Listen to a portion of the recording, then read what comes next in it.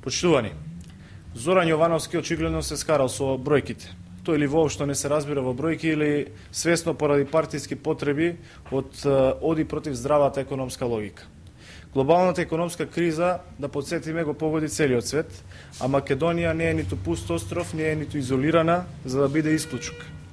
Најголем предизвик на оваа влада беше како да се зачува макроекономската стабилност, без при тоа се превзема драстични мерки како зголемување на даноците или намалување на платите и пензиите.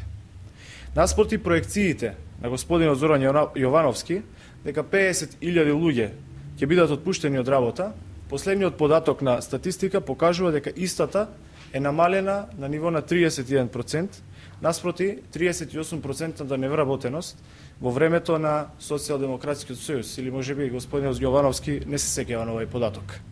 Странските инвестиции за кои зборува Јовановски и во ваква голема криза во светот се повисоки отколку во било која година во периодот на владењето на Социјалдемократскиот сојуз.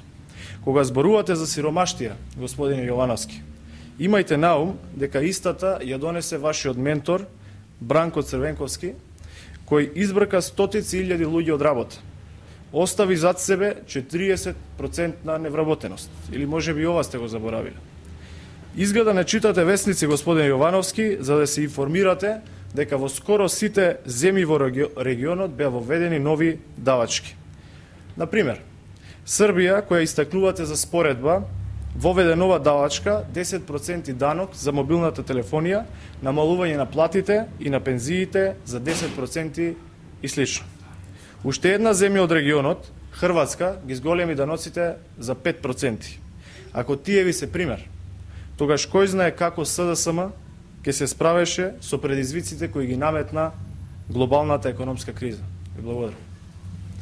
Да, може, повелете. Да, повелете. Значи, во денеска во еден медиум излезе информација дека ваш член од протестното семејство, вие го имате вработено во една од клиниките на клиничкиот центар. Ваш коментар за информацијата може? Да, јас ја гледав веста на А1 телевизија. По однос на тој прилог, би сакал во целост да ги демантирам тврдењата изнесени на А1 телевизија по однос на наводното вработување на мојата сестра во стоматолошкиот клинички центар. Во интерес на вистината би сакал да истакнам дека нема никакво ново вработување во стоматолошкиот клинички центар во моментов, во кој да подсетам, јас немам никаква раководна функција, а работам таму како доктор.